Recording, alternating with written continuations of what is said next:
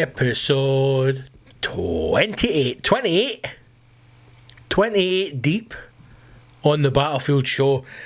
As always, I hope you are well, I hope you are safe, I hope no one has developed any COVID-19 symptoms since we last spoke. How the fuck have you been, man? How have you been? I don't know how many weeks this is since we started lockdown. I don't even know. I actually had to be reminded the other day that it's fucking May. We started this bullshit in March. Remember when we thought that fucking January was a long month? Look at us now, just slowly ticking down the days until either we're released like fucking free-range chickens, or the virus that we cannot see consumes us. As always, a big shout out to the Battlefield Army, to everyone who has listened to previous episodes and who has shared, and of course to everyone who is on the Patreon.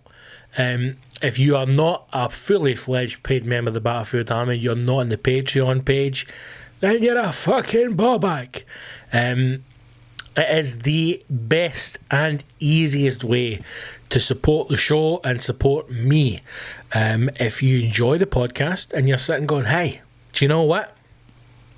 I would love not only extra podcast episodes, but I'd also love some interviews. I'd love some old show recordings. I'd love some comedy albums. Then the best way for you to do that is to sign up to Patreon. Go to patreon.com/Big Scott Gibson and sign up for as little as $5 now on my website. All the links are there. BigScottGibson.com is the website. It's also scottgibsoncomedy.co.uk. We've got fucking hundreds of domains, all linked to the same website. So head over there. All the links for social media and Patreon are on there.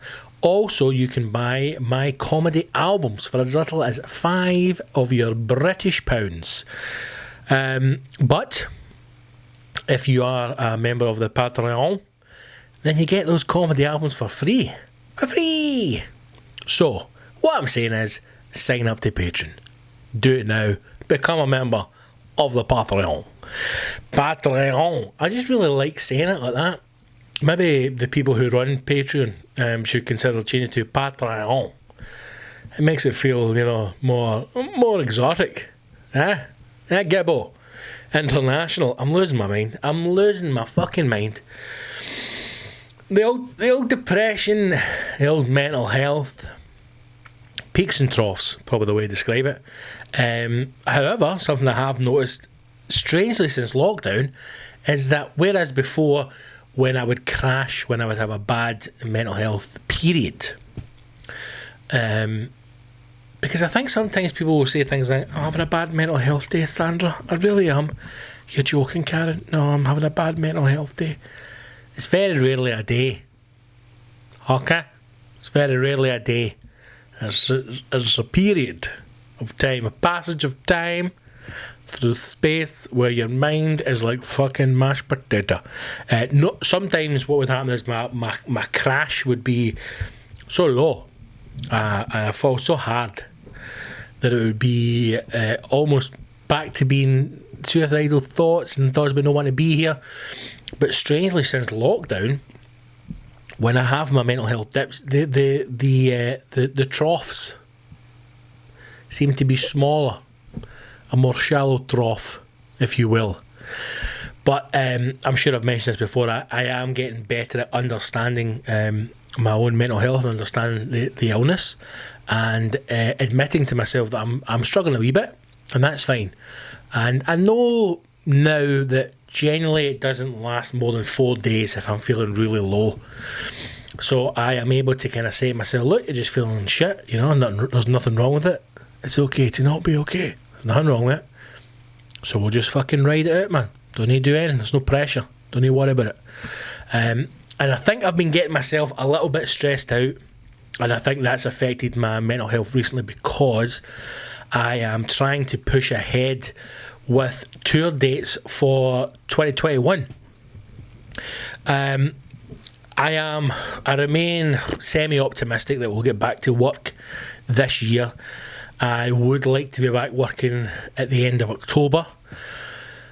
But I suppose if we can get back to work in December, then, you know, we're doing well. But it's important that we kind of get things in place for next year, for 2021, which will be the new tour. And things are coming together, and I think it's just been frustrating the last week, where I found myself last week, oddly, which I'm sure many of us have found during this lockdown situation, where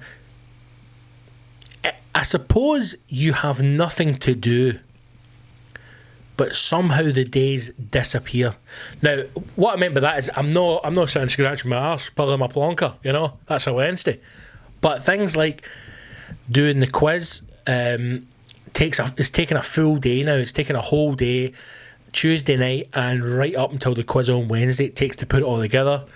The podcast, the Patreon episodes that have to go out every Friday, the stuff that I've been doing with Mal for the hashtag show. It's amazing how when you think you've actually got nothing to do, your days are completely filled.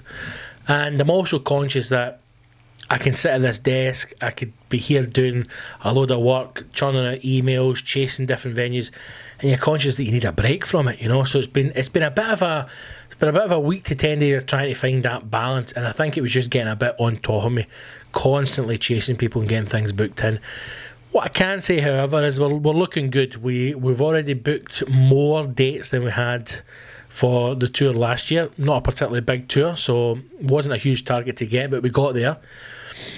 And I've got an idea in my head of what I want to get to, so we're pushing towards those dates. And like I've said before, I will be announcing that tour at the start of July, or maybe the middle of July, depending on how quickly we can get this together. So that's the other thing as well. It's odd that we think that because we've been in lockdown, time has kind of almost stood still. I, in my head, sometimes still think it's March, you know, and it's no, we're now into May, and pretty soon we're going to be in the middle of May.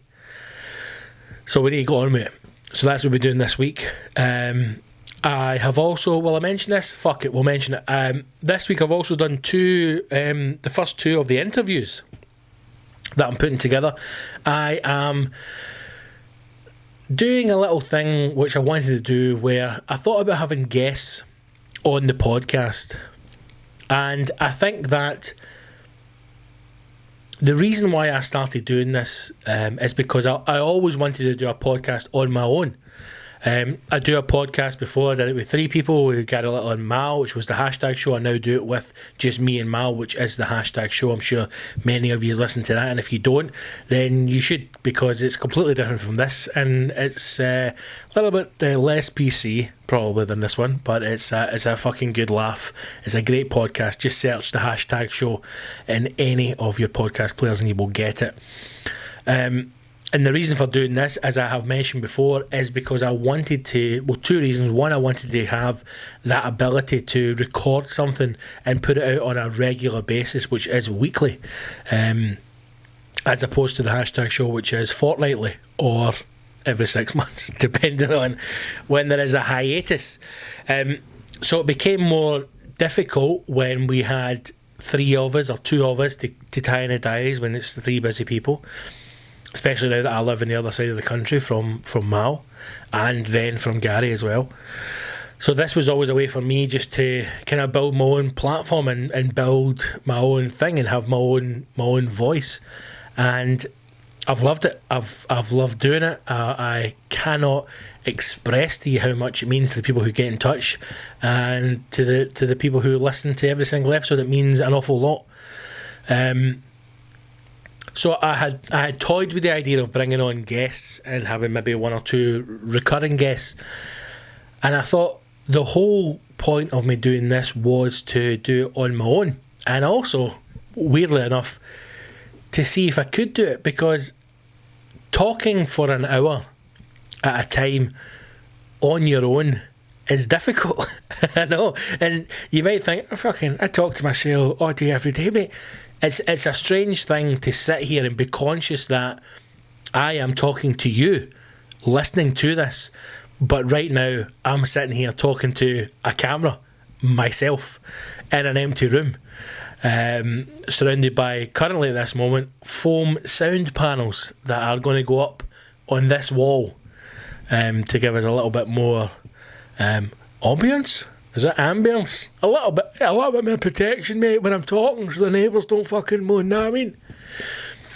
So that's currently what we're sitting at. And I suppose the second part of keeping guests, if you like, off of this bit of the podcast that goes out to everybody for free on SoundCloud, Spotify, iTunes, is that it's helping me become a better broadcaster, for want of a fucking wanky term.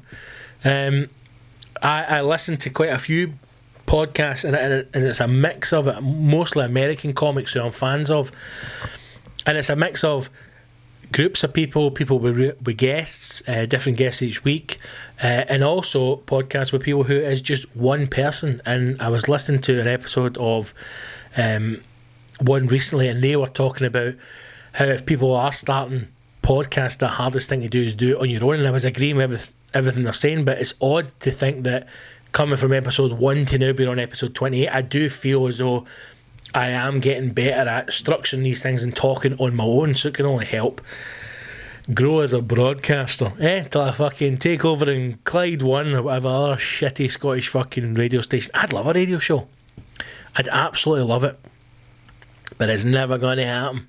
It's never going to happen, and I'm at peace with that. But I would love a wee radio show, 1 night a week, 2 hours, bit of chat, bit of music, fucking would love it. But anyway, so what I've done is I have started a little side project, as if I'm not busy enough, on top of the Battlefield show, and it's going to be called The Officer's Mess, sticking with the army theme, and basically we're going to put them out as little series on YouTube. They'll go out there. They will go to patrons first on the Patreon. So if you are a fully fledged member of the Battlefield Army, paid up member of the Patreon, then you will be getting these very soon. So 6 episodes in a series, and it's basically me just having a conversation with some friends, some interesting people. I have done 2 this week, and the first one, episode 1, is the legend Gary Little, formerly of the Hashtag Show, currently friend and international comedian and watch fucking punter, I don't know what you call it, salesman, trader, fuck knows, my mind's mashed potato. But episode 1 is with Gary Little. It was recorded the other day, and it was nice to catch up with the big man. They are a bit of serious chat in there, a bit of conversation about what's going on in life, about when we first met, and so it's something different. It's something a little bit different than maybe this conversation that we're having. Is maybe something a little bit different than having a guest on to a comedy podcast where we just try and take the piss of a bit of banter. So it's something that I had wanted to do, and it's something that seems to be so far going quite well, just kind of relaxed conversation, and it's always interesting to see where that conversation goes. So that's going to be coming out very soon, actually. If I can get it together, then the first episode, which is Gary Little, will come out this Friday to everybody on the Patreon page. So Patreon. So if you would like to be able to get access to the Officer's Mess in conversation with, then as before, head over to Patreon, patreon.com/Bigcock Gibson. Sign up now and you'll fucking get it as soon as they drop.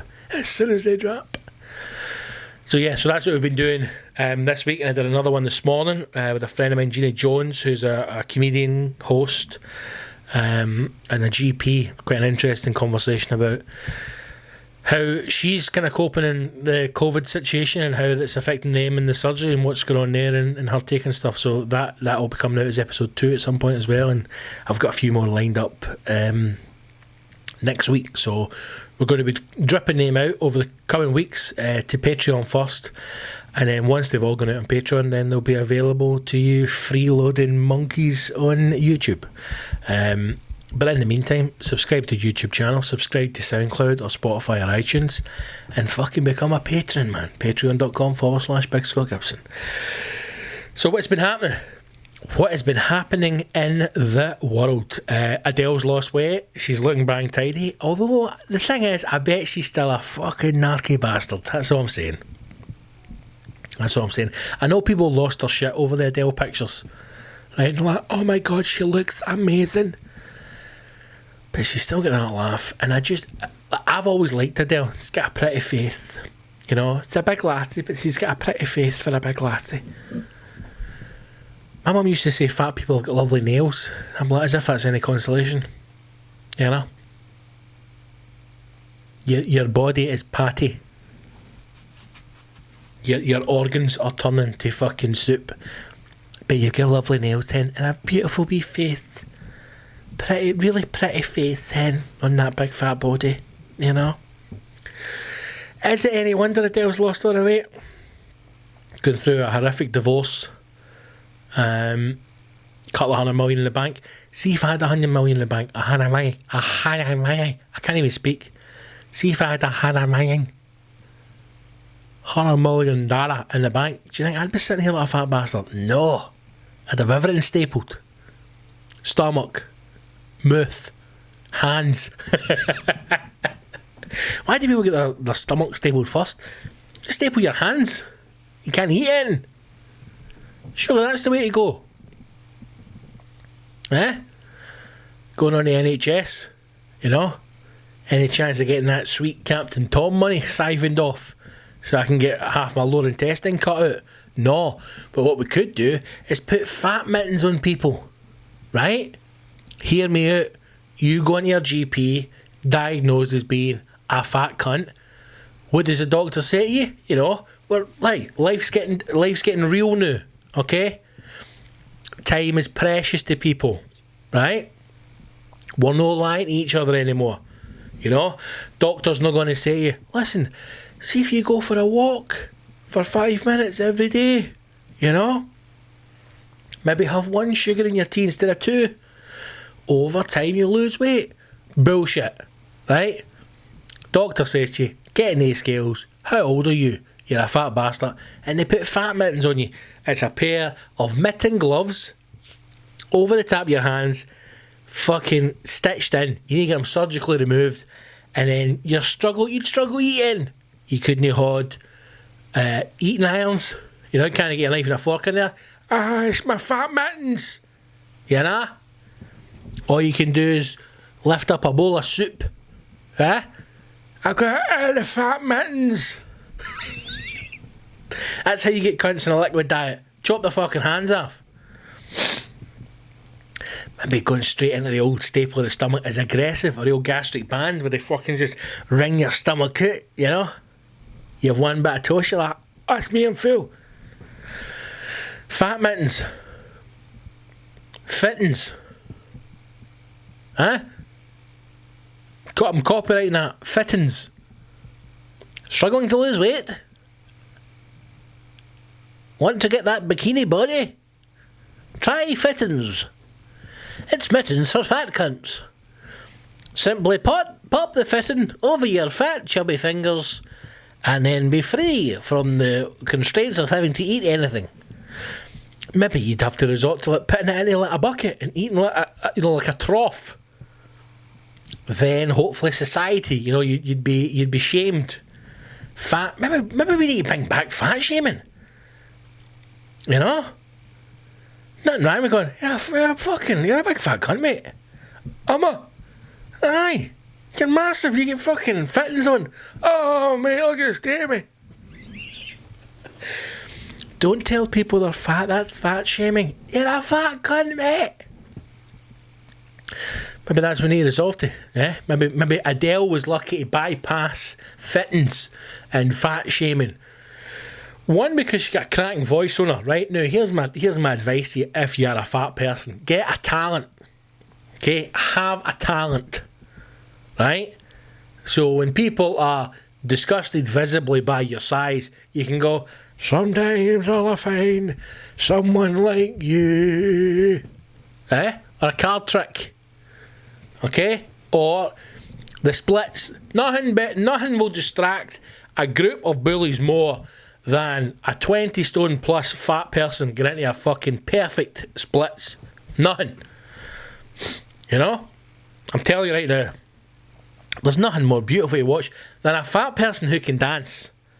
Eh? Graceful. You know? Majestic. Beautiful. Like a water buffalo. Or a small hippopotamus. Take to the stage. Gracefully they're going, what's that fat bastard doing up there? And then suddenly, fuck me, that hippo can dance. You know? What was the music video? Years ago, some two fucking boys dressed like miners or something in a fat suit dancing. Beautiful.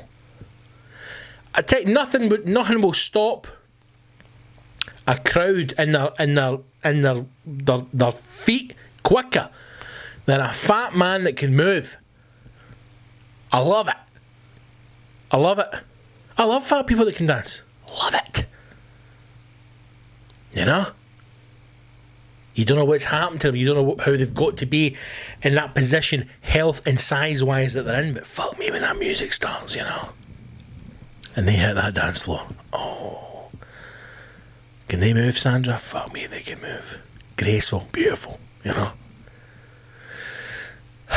What was I saying? So, Adele has backtracked the fat shaming, the abuse, because 1, voice, 2, famous, 3, wealthy.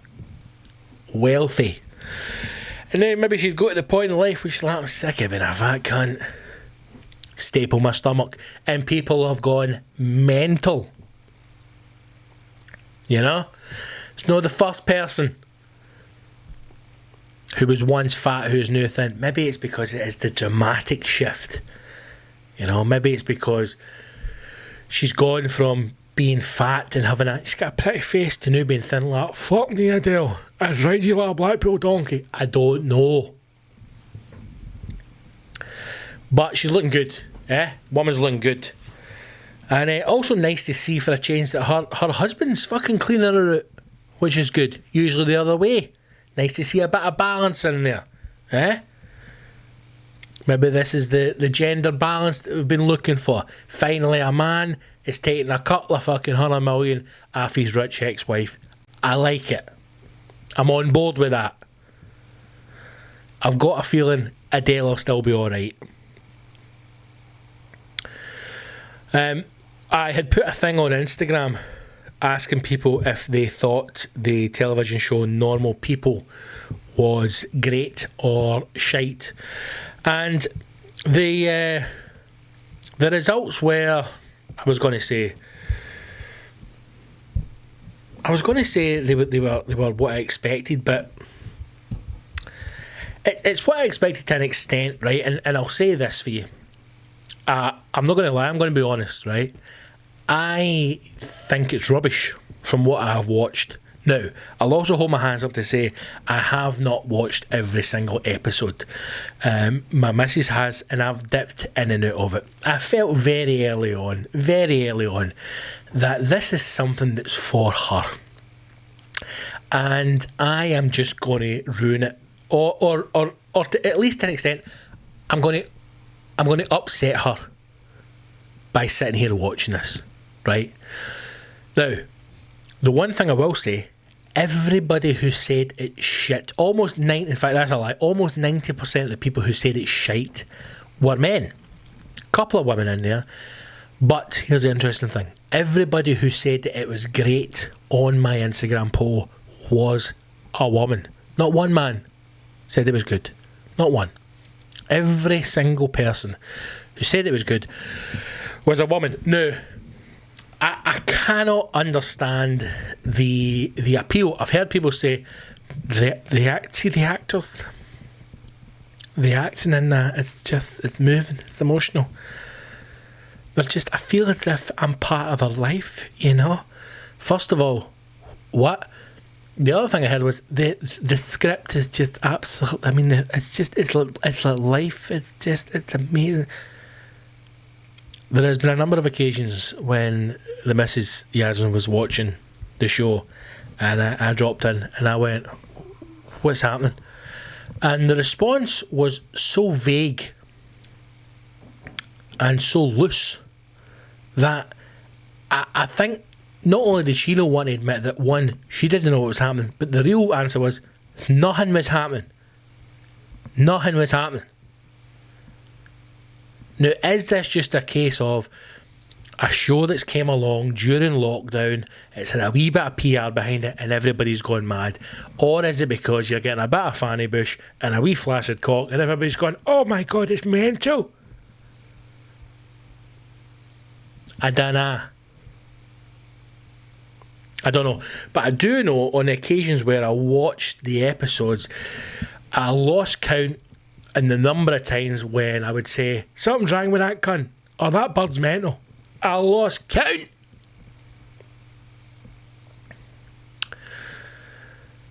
So for me, it's an absolute hard no. The one episode that we watched that stood out is, again, they seem to be back. They're back again. They're off again. They're back again. She's out getting lettered in Italy. They're back again.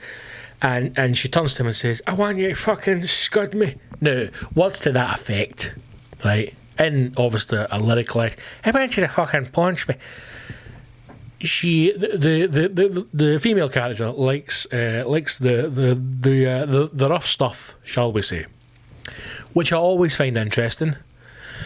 I always find it interesting in shows when they push that storyline of a woman who likes physical sex or rough sex for it to be like a shocking thing, like, oh my God, did she say she wants him to hit her? In the name of Christ, Sandra. I find that odd.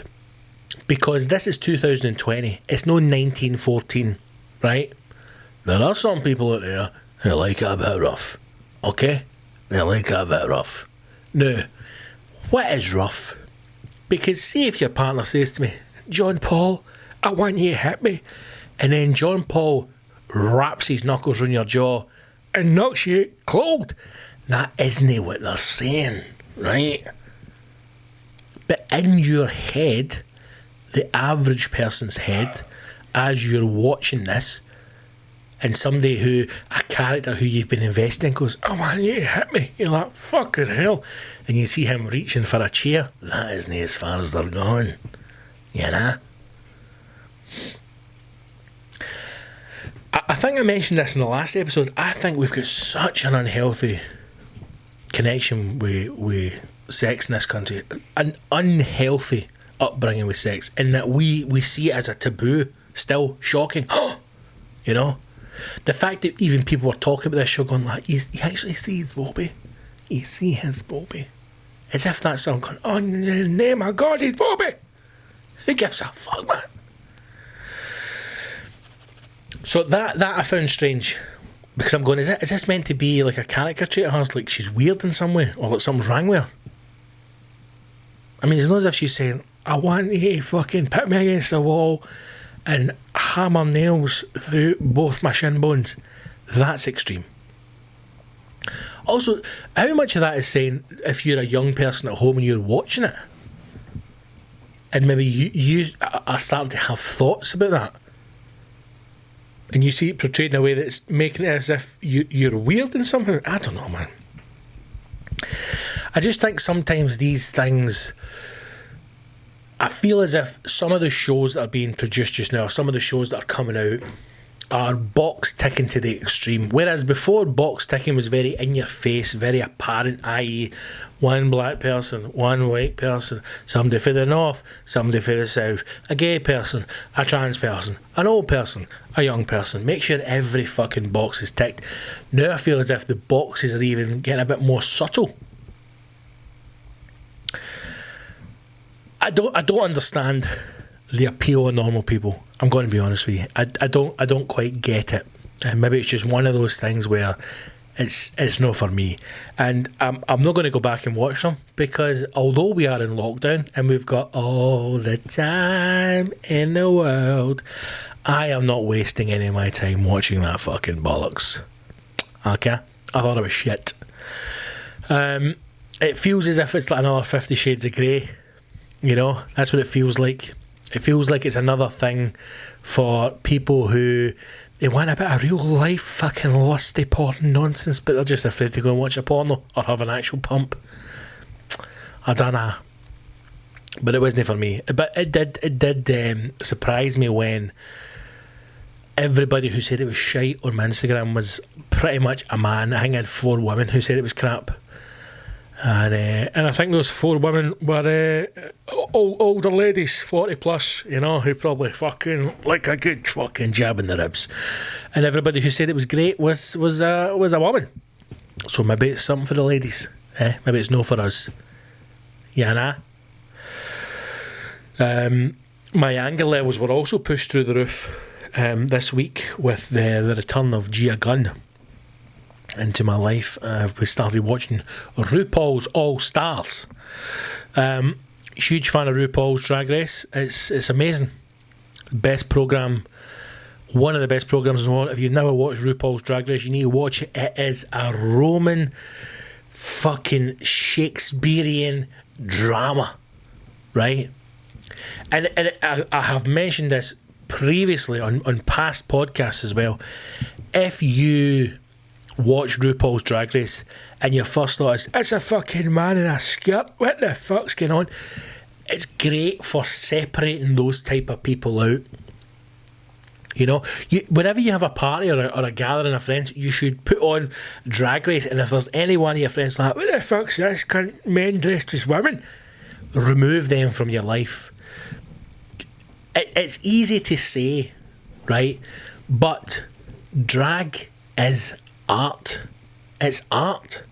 And like any other art form, it can be done incredibly well and so fucking awful it is painful to watch. And RuPaul's Drag Race is spectacular. And when you start to watch the All-Stars, which is queens who have competed on previous series are coming back again to compete against each other, it is incredible because these women have they've got their own careers, they've got their own fan base, most of them will have like a particular style or a type of drag. A lot of them have their own catchphrases. It is layered brilliance. But there's this wee fucking cunt called Gia Gunn, and I tell you right now, I wouldn't tire of fucking ripping the bastard's wig off. She is one of the most manipulative, nasty fucking bitches I've ever walked the face of this earth. And I'm watching the series, I think it's series 1, and we get rid of the fucking cow, and I rejoiced, right? I screamed from the sofa, fuck off, you bastard! Yes! And then what does RuPaul do? He fucking brings the cunts back. He brings the fucking cunts back for a chance to get back in the competition. I was like, Ru, what the fuck are you playing at? And the queens who had been binned had to go head to head with the other queens to see if they can get a place back on the show. And thankfully the fucking little rat Gia Gunn was binned for a second time, which was glorious. But if you haven't watched any of RuPaul's Drag Race, then you should watch it. Stay clear of the celebrity one. It's a bit shit. It feels like a money grab. It's awful. But the actual Drag Race and the All Stars, oh, I love it, man. Spectacular. Just fucking good. Just good wholesome family viewing, you know. Just a guy tucking his cock and balls between his leg. Brilliant. The missus actually googled how to tuck, right? And there may be some drag fans on here who will correct me if I'm wrong, but I think you basically take a big bit of gaffer tape, right, and you fucking grab your meat and 2 veg and you drag it between your arse and you just fucking shove it all up inside your arse cheeks and then gaffer tape it right up your back to keep it in there, you know. And the other thing it's said to do is you can tuck your bollocks inside your pelvis. Oh! No, we've all had it, right, where one of your balls has disappeared inside your pelvis. We've all had that, right? We've all had that. And if you're sitting there at home listening and you've not got balls, then obviously it's no harm to you. But if you've got balls at some point in a gentleman's life, one of his bollocks, always one, usually my right one, I don't know why, maybe it's free and loose, disappears inside your pelvis, you know, and for a split second, you're maybe having a wee shuffle about the ball bag, you're like, I've only got one ball, and for a minute you believe, I've lost a bollock. Now, the first time it happened, I thought, have I wanked my ball? Right? Because when you're young, you're daft, and you hear stories about you only get a bucket of cum, and once it's gone, you're done, right? These are the things you hear, and I thought, I've wanked too much, and I've spunk too many bollocks. That's what you think. There's another bit you think, I've absorbed it. I've absorbed one of my balls in my body. You know, you hear things about twins getting absorbed in the womb. One of my balls has been absorbed. Oh no! And you can feel it's a discomfort, right? And then you have a wee fucking shimmy, and a wee poke of the finger, and the bollock appears. You're like, my two best pals are back together again. But to think you're in a position where you need to tuck or force your balls inside your pelvis and then sellotape your cock down, that's a level of commitment. If you say, I love stand-up comedy, I love it, it's the greatest job in the world, I was born to be a comedian, I was born to perform and entertain, that's what I'm meant to do in my life, I'm meant to be a comedian. But if you say to me, big man, see after lockdown there's going to be a new government sanction, right, where they think that having your testicles exposed on the outside of your body actually not only increases your risk of contracting the virus, but you can also spread COVID-19. So before you go on stage, I'm going to need you to tuck both your bollocks inside your pelvis. I don't think I could gig ever again. You imagine tucking your balls in your pelvis and then having to go out there head to toe sequence with like a fucking 4-stone wig on and do a beautifully choreographed lip sync dance routine. I think not. So bear that in mind when you're watching RuPaul. Bear in when you see some of the crotch shots and you're like, where the fuck is that guy's cock got it? He's tucked his balls inside his fucking pelvis, man. Jesus Christ. That's commitment to your art. That is commitment to your art. RuPaul's Drag Race made the best woman win. Brilliant show. Watch it. I also had a wee swatch of Upload on Amazon Prime, which was good. I was getting into it, and then it just ended 10 episodes. Another one where it's trying to be a little bit playing it safe, kind of PG-13, you know, I imagine, so it gets more views, so it's easier to push for Amazon. But it did feel as if it was just getting into its stride and then it finished and there's no plans for a second series, or they've not started filming it yet. So, you know, it's good, it's a good show, you should give it a watch, but just bear in mind that it will end without it actually ending, and then it's just a kind of wait and see if it's actually another fucking episode, I know, another series. But worth a watch is the bold Upload on Amazon Prime. Right, couple of things. Let's do some questions, man. I've got some questions and also this story that I saw I want to talk to you about. Now, TikTok is something that I am aware of. I believe it is used to force pensioners to do some kind of choreographed routine in order to push your family viewings. Also another way for young women to get the online attention they need by doing lip syncs with their bangers out. It's something that I don't have. It's highly unlikely I will ever be on TikTok. I don't stop the boogie. Couldn't give a fuck, couldn't care. I hope social media dies. It's a fucking disease, it's a cancer. The last thing I read another one, but here it is, and it's TikTok. Now, one thing I saw, apart from the TikToking not nurses and doctors, which I don't mind. I know a lot of people were giving nurses and doctors shit for TikToking. Nobody's got the bollocks to do the TikTok videos we want, right? Nobody's got the fucking guts to, you know, have a doctor tap dancing, flamenco dancing beside somebody who's flatlining. That's the TikTok video I want to see, right? 2 doctors fucking doing the gay Gordons around somebody who's gasping for their last breath as the fucking ooh. That's the TikTok video that I want to see. But we're not going to get that. You know? So don't have a go at the nurses and doctors taking time out their busy day to fucking, do a wee TikTok. Okay? Government's got numbers to hit, right?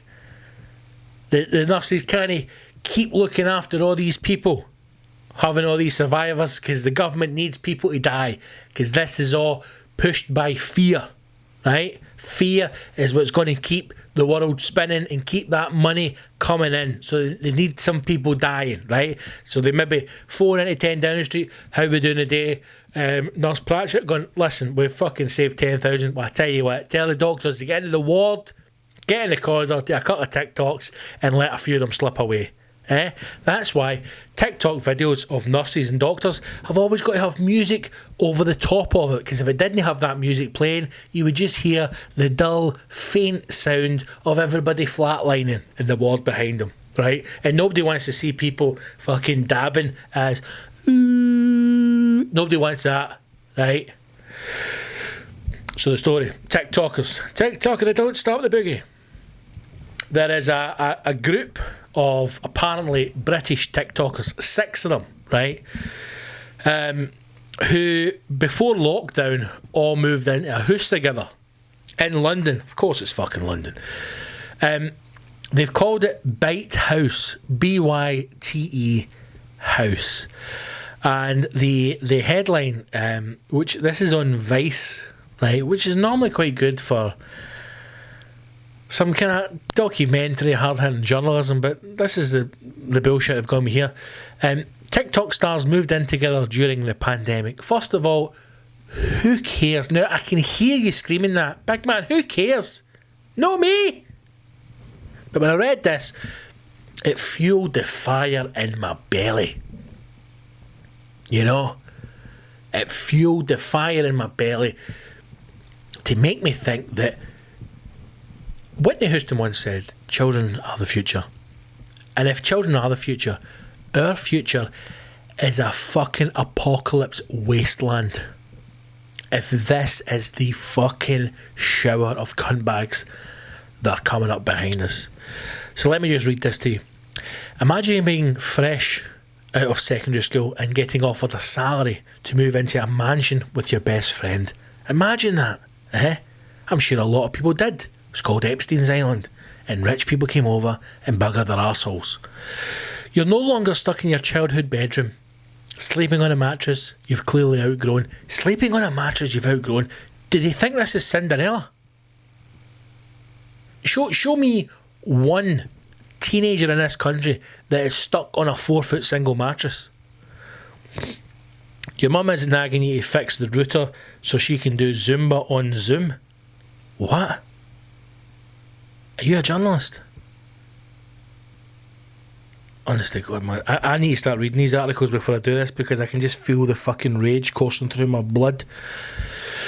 Now, your biggest concerns are deciding between putting your housemate's iPad into jelly or filling your brand new kitchen with 1 million orbs for a laugh. Oh, decisions. You know. What would we do today, Jeffrey? Well, we put our friend's iPad in jelly. Tell you what, how we put my iPad in jelly, I'd break your fucking nose. But I guarantee you that's not a TikTok video. How is that no real life? Why is there no TikTok videos like this?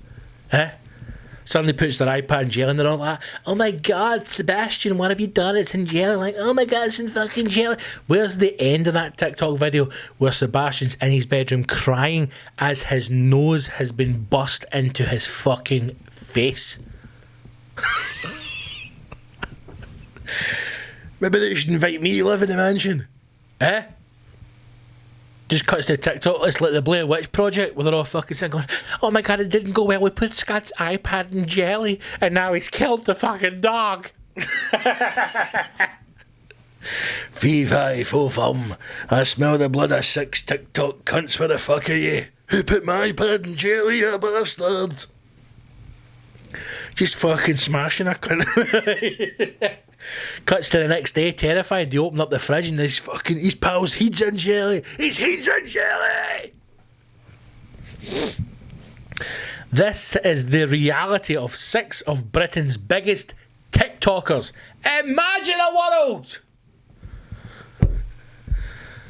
where you are described as one of Britain's biggest TikTokers. How your parents must be proud. 6 of them all moved in together on the 23rd of March, 4 days before the UK announced a nationwide lockdown to slow the lethal spread of COVID-19.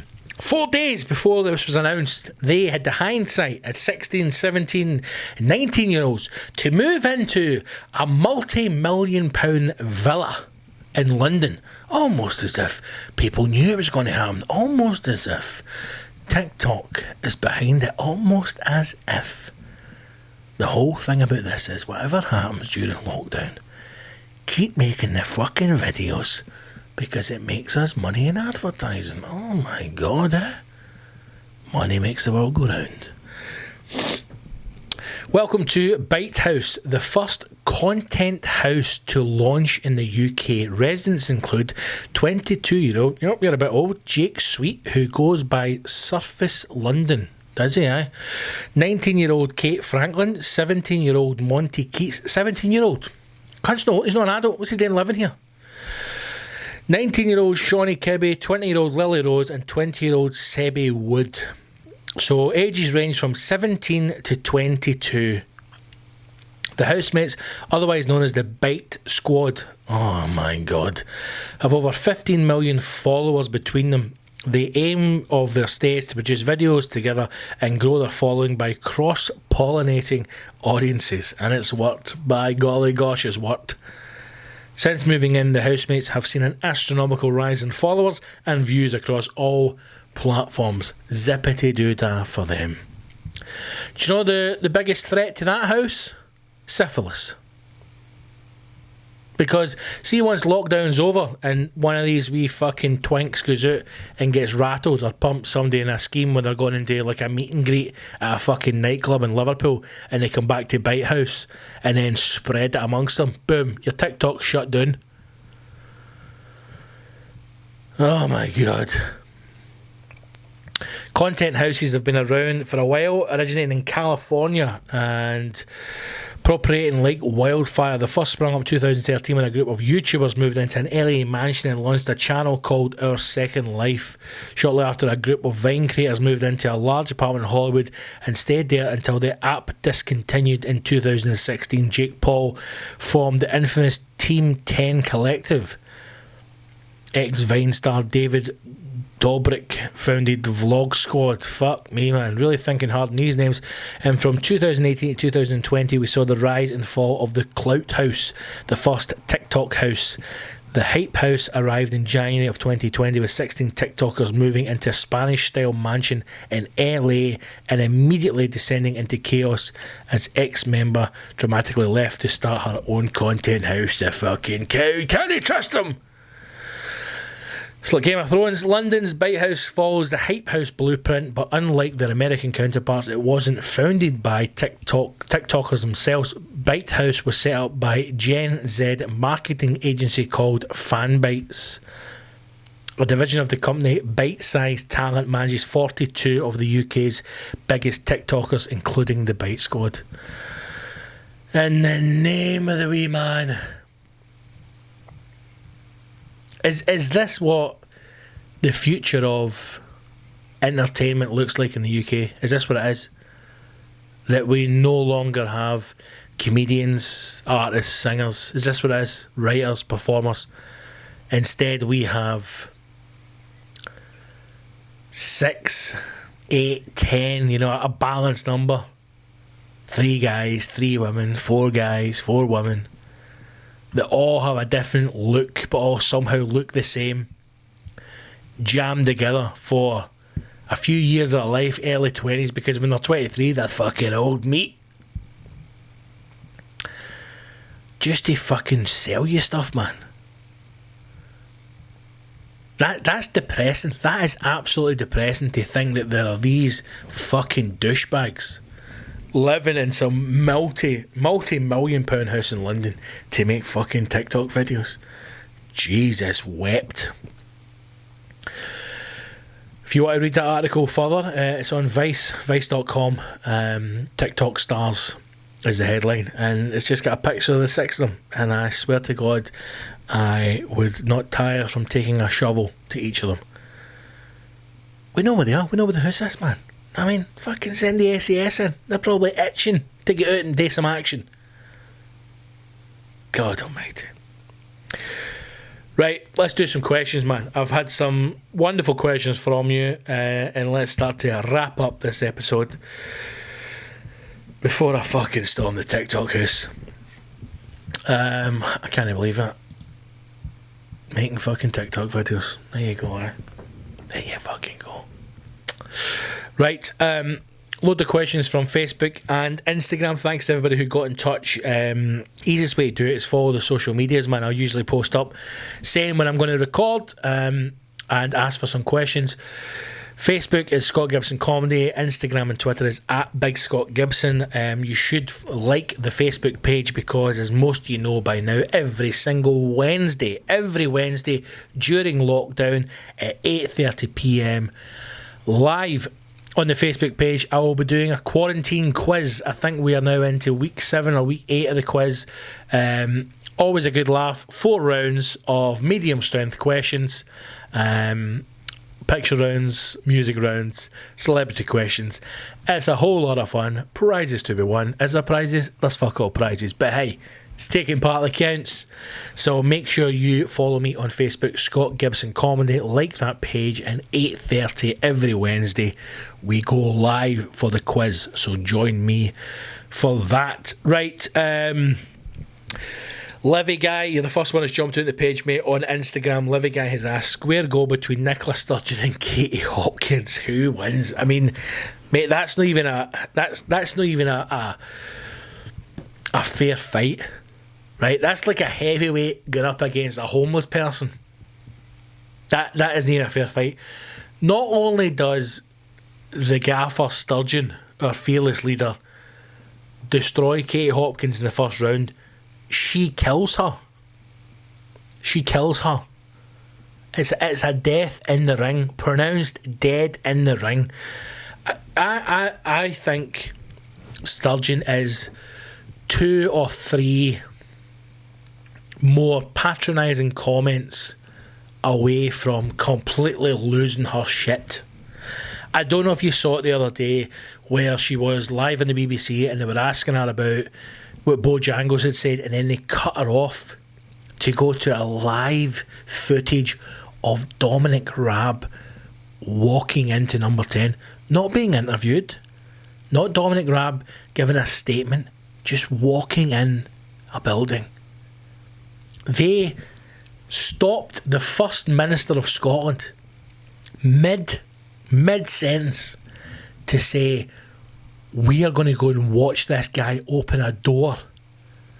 And then they came back to her. Now, if it was me, and it shows you that not only would I never be First Minister, I probably couldn't be a politician in this country because I don't have the decorum, the professionalism that Sturgeon has, and thank God she is our leader and no me.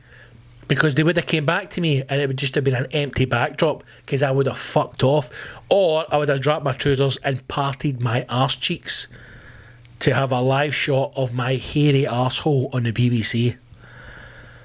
The disrespect they showed her. Imagine stopping me, First Minister of Scotland, we're going to have to stop you there to watch a man open the door. I'd be like, you cut away from me, you fucking cunt, and I will set off Trident. That's what we should do. Sturgeon should go on a telly and go, if I hear one more stupid statement out of his fucking mouth, I'm launching Trident. We're taking out the Isle of Man because nobody would fucking care. That's a statement of intent. Sturgeon, mate, destroys Katie Hopkins. Katie Hopkins is one of those people in school who we all know who's a mouthy fucking bitch, a nasty fucking cow. Just a nasty, spoiled little bitch. And as soon as anybody confronts them physically, the fucking arse collapses on them. We all know people that I've known guys like that, fucking mouthy little cunts, and as soon as you confront them, they absolutely shit a brick. That's what Katie Hopkins is. She would be one of those people who would just try and goad you into a physical attack, so she can think, oh my god, I've been attacked, how dare you cancel him, that's terrible, saying things like that. If it was a celebrity death match, she's not got the option, you know, because she knows what she's getting in for. First round knockout, clean, head off the shoulders, deed. Sturgeon's going to come in, work the body a bit, tenderise the meat, roundhouse kick to the chops, not enough to send her around, enough to break her jaw, just leaves it, and then bottom of the palm, right into the nose, into the brain, deed, game over. And the crowd goes wild. So you go, Liv, I hope that answers your question, mate. I hope you've not been thinking about it too much at home, going, who would win a fight between Sturgeon and Katie Hopkins? Nicola Sturgeon, mate. I wouldn't want to fight her. Sturgeon, you know? Imagine, in my head, Sturgeon moves like Tyson. Cross the ring, you know, that kind of low centre of gravity, you know? Keeps the arms up, protects the body, just... That's what I think she'd be like, just moving in, man. Fucking pa-pow, pa-pow, pa-pow, pa-pow, pa-pow. Going low, man. Fucking coming up. Can't he move? Good old Sturgeon, man. Fucking come on, Nicola. Freedom. Right, what else we got? Independent Woman on Instagram is that Death Row Meal. We've had that one before. Thanks for getting in touch, though. Would say now, craving KFC like a motherfucker. Don't know why. Don't eat a lot of KFC. Very, very rarely have KFC. It doesn't seem to be. It's not as common as the McDonald's. But the two things I'm craving this week have been KFC and Five Guys, and I don't know why, but I'm just craving a really good shitty burger. You know, the only thing we've been getting takeaway wise, regular, I say regular, semi-regular, has been pizza. We are blessed with amazing pizza places here in Edinburgh, and it's just been amazing, beautiful, delicious. But the craves that I've got this time are KFC and Five Guys, and I don't know why. I'll get there, man, after lockdown. We'll get there. Right, hold on, here we go. Let's get into this, man. Questions. I'm just looking at this. Stephen Harry Wilson, Battlefield member, fully fledged paid up member of the Battlefield Army. You can do the same. Patreon.com/Big Scott Gibson. Stephen Harry Wilson has asked, do you suffer from road rage? Yes, I do. If so, what winds you up? Everything, mate. Everything. I think I have road rage because I am such an incredible driver. There, I said it. Some people may argue. My missus may argue. I think people who have extreme road rage tend to be the greatest drivers, and the reason why we get so angry when we're driving is because the rest of you are so fucking shit at driving, right? The thing that I scream a lot in the car is pay attention. I'm like, pay attention, because you're maybe driving in a jam, or you slow down to let someone in, or you're approaching like, you know, an on slip, and so you pull back to give them space, and just nobody pays attention. So I scream at them, pay attention, you fucking god. Me and the missus laughed just now about a thing that happened a few months back now. I was driving and we were mid-conversation, and obviously as a driver you can have a conversation with your passenger, but you're fully alert as to what's going on the road, right? And my eyes were in front of me. From what I can remember, it was that there was gasworks on the road, so there was a temporary kind of block that you were going around and you were waiting for space, and there was some also temporary bus stop in there. It was a fucking shit show. It's the usual case in Edinburgh when the road works, a fucking shit show. And we were mid-conversation, we were talking about something, and I just screamed, fuck you. Fuck you! We laugh about it now, if we're in the car. Yeah, it'll just go, fuck yeah. I just started screaming at this old woman in a car, fuck yeah. I can't even remember what she'd done. I think it was my right to go, or my way to go. Or she was just whatever she was doing, she was fucking something up anyway. So I'm just mid-conversation, I'm like, I was she probably going, fuck yeah! But yes, I do have terrible... Here's the thing, I don't think my road rage is terrible, but I imagine if you are a passenger in my car, it's probably quite frightening. I forget sometimes two things. I forget how big I am, because this is my body. I live inside my body, right? So I don't realise how big I actually am to an outside person. And I also forget how loud I am. Even when I am 50%, speaking, it's loud. I get it a lot of gigs. Fucking hell, big man, loud. I get it all the time, right? I seem to have two levels. I either seem to have indoor, very quiet voice, or fucking, holy shit, he's going to kill somebody. So I can imagine for a passenger that's quite a lot to see me go, yeah, fucking cunt. Here's the odd thing about my road rage. Very rarely use the horn. Very rarely. I'm not one of the guys, that sits on the horn. That's not me. I'm more of a window down, yeah, fucking cunt. That's more, I think that gets the point across more than the horn. What's going to intimidate somebody more? A dull sound, or a large, angry Scottish person screaming, you fucking cunt, into your face. I mean, that beats a horn any day of the week. So yeah, road rage, mate. Makes you feel alive. Sometimes you see people on the road and you think, what the fuck? How are you on a road? I get road rage a lot in the rain, because I just want to tell people, you're in a car that is designed to drive in the wet. Fucking man up. See people who drive at like 30 mile an hour on the motorway when it's raining? Fuck off. Stay in the house. We have shown during this pandemic lockdown that we don't have to travel. So see, once we get back to normal and it's into the winter weather and it's a bit of snow or a bit of rain, fuck off. Stay in the house. You are far more of a danger than the fucking snow or the rain. You're the most dangerous thing right now, sitting 30 mile an hour on a motorway because you're shiting yourself to drive in the rain. That's why you have window wipers. And see if you still can't handle it, stay in the house. But I've got to get to the fucking appointment with it. Fuck off. Right? Fuck off. I'm getting angry now. Thinking about all the road rage I've had over the years. Fucking road rage, man. Thanks for that, Stevie Harry Wilson. Do you get road rage? I imagine most of us do.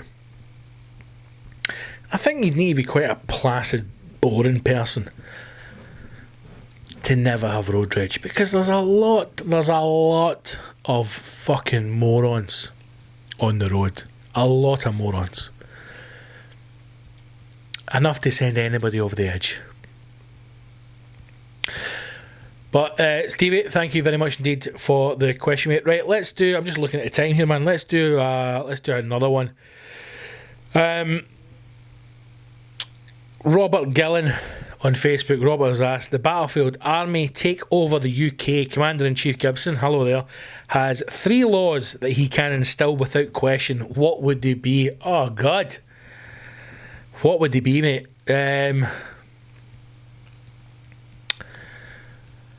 I think going off of currently what we had, the situation we are in, straight away I'm banning cycling. It's banned. It doesn't exist anymore. If you want to cycle, you do it indoors, in the comfort of your own home or in a gymnasium. I will allow indoor cycling sports, like the velodrome. I'll allow that, but never again shall a bicycle be seen on the streets. Never again. Children may use bikes, as children do, but anyone over the age of 20, seen on a bicycle will be incarcerated and sentenced to death. I'm done with it. I'm done. I just want men. It's men, right? It's guys. I'm sick of mid-40s, beer belly, head to toe lycra, and a fucking $8,000 bike. I'm sick of it. Nobody wants it. We never asked for it. Stop it. Right? Take control. If you're triggered right now, oh my god, I'm triggered. If you're being triggered by what I'm saying, right? Good. Listen to me. Okay? Listen to me. Now, also listen to me if you're maybe early 30s, maybe late 20s, because you could become this man. If you are currently sitting listening to this, and in your garage you have a bike that is over £1,000, if you have a lycra suit or a special pair of shoes that you put on to cycle your bike as an adult, please just find the strength within yourself and leave your wife. Okay? You're not happy. I get it. I have been in very unhappy relationships in the past. It went 4 years longer than it should have. I get it. But I'm telling you right now, going out on your bike with your silly wee clip-on shoes, with all of your other sad, depressed, middle-aged men, it's not helping anybody. Leave your wife and find happiness. Okay? That's the first thing we're doing. We're banning it. No more cycling. It's gone. 2 other laws. I would... 2 other laws, man. I mean, these are the things. It's a difficult one, you know. I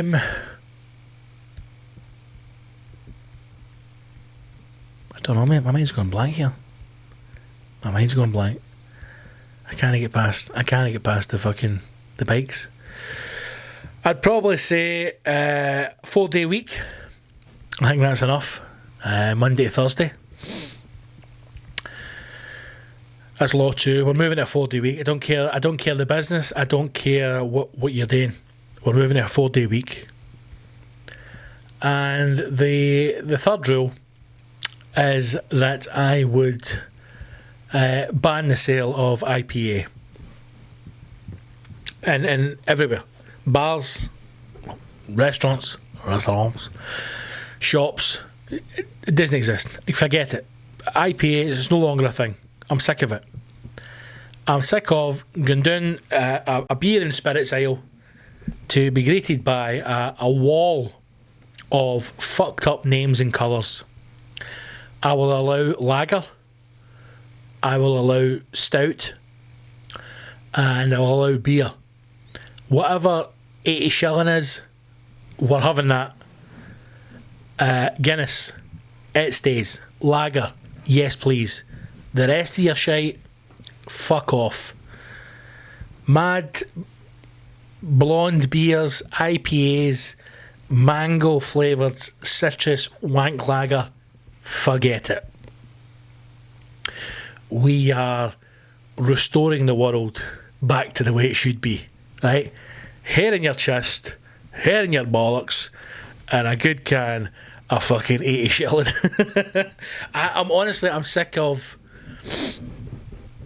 I'm sick of IPAs. The missus drinks it, right? And I'm telling you, it's a woman's drink. Okay, I'll say that, it's a woman's drink. I know gender's fluid, but if you drink IPAs, you're a closet homosexual, right? Now, she actually said to me, gonna get me that IPA. Like, I was like, what? No, it's some kind of mango fucking wank water. I don't know what it is.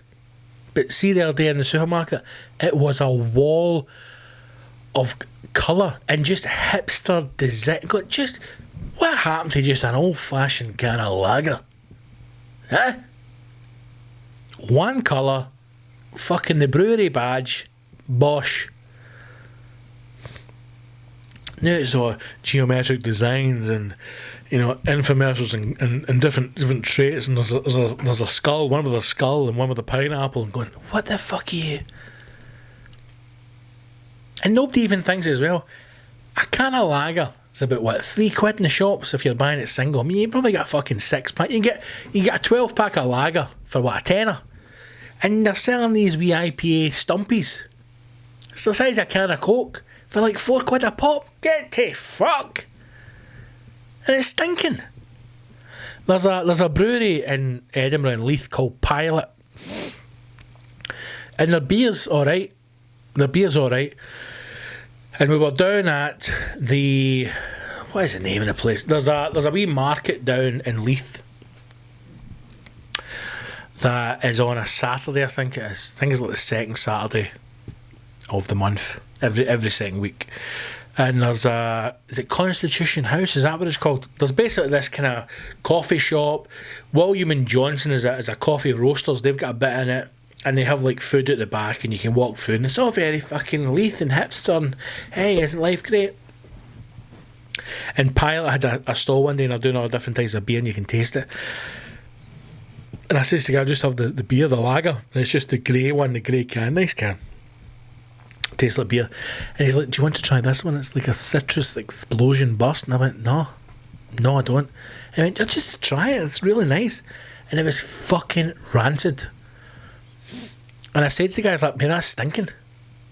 And his face was like, because they're used to just people going like, oh my god, that's lovely, look at the colour of the cans. It tasted like sweaty feet. That's what it tasted like. It tasted like I was drinking stinky, sweaty feet. Minging. So, there's the 3, mate. Good question, Robert. Again, I apologise, mate. I probably should have read these questions before answering them and maybe I had a better prepared answer. But then it wouldn't be real or authentic. So, this is all off the cuff. 3 laws right now, as we stand. We're banning cyclists over the age of 20. We are getting rid of IPAs. And what was the third one? And what was the middle one? Fucking hell. 4-day week. There you go.